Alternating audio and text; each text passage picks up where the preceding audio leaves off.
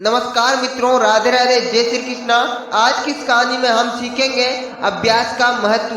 धीरे धीरे आप लोग किसी भी काम को करते हो तो आप लोग कितना उसमें सफल हो सकते हैं। तो चलिए अपनी कहानी को शुरू करते हैं। मित्रों, यह कहानी बहुत पुराने जमाने की है, जिस समय में कोई स्कूल नहीं होता था, केवल मौखिक पढ़ाया जाता था गुरुकुलों में। उस समय की यह कहानी है। उसी जमाने में एक गुरुकुल में धनराज नाम का लड़का पढ़ता था। उस लड़के को गुरुजी कुछ भी सिखाते थे, उसको याद नहीं होता था। कितना भी समझा दो उसको, कोई भी चलो कुछ भी याद कराओ, उसको कुछ भी याद नहीं होता था। समय बीतता गया। जो भी धनराज की कक्षा में पढ़ने वाले बच्चे थे वो भी धनराज से चिढ़ाने लगे, उसका मजाक बनाने लगे। उसके बाद में समय बीतता गया और करीब 1 साल हो गया।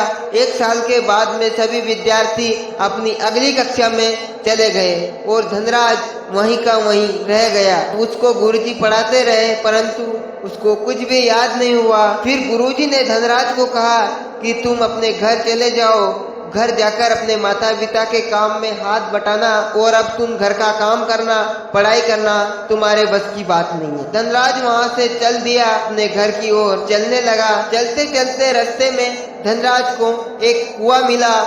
उसको बहुत जोर से प्यास लग रही थी। उसने सोचा कि चलो पानी पी लेते हैं। तो धनराज पानी पीने के लिए कुएं के पास में गया। उसने वहां पर पानी पिया। उसके बाद में उसने देखा पत्थर के ऊपर रस्सी का निशान था। तो उसने पानी भर रही एक औरत से पूछा कि माताजी, यह किस चीज का निशान है, यह किससे काटा गया है? धनराज को माताजी ने बताया कि बेटा, यह रस्सी का निशान है। धीरे धीरे इस रस्सी ने इस पत्थर को काट दिया। धनराज के मन में एक विचार आया कि मैं भी घर चलने के बदले मैं वापस अपने गुरुकुल चलता हूँ और धीरे धीरे अभ्यास करता हूँ, धीरे धीरे मेहनत करता हूँ। कैसे याद नहीं होता है। उस कुएं से वह फिर से अपने गुरुकुल की ओर चल दिया। गुरु अपने गुरुकुल में पहुंच गया। वहां पर गुरुजी ने पूछा कि धनराज, तुम वापस फिर क्यों आ गए? धनराज ने कहा कि गुरुजी, 1 साल का और मुझे वक्त दीजिए। 1 साल के बाद में अगर मुझे याद नहीं हुआ तो मैं गुरुकुल छोड़ दूंगा और अपने घर चला जाऊंगा। मैं पढ़ाई में रुचि नहीं रखूंगा, मैं पढ़ाई छोड़ दूंगा। गुरुजी ने उसको रख लिया। धनराज ने धीरे धीरे अभ्यास किया। उसको याद नहीं होता था। वह बहुत देर पढ़ने लगा।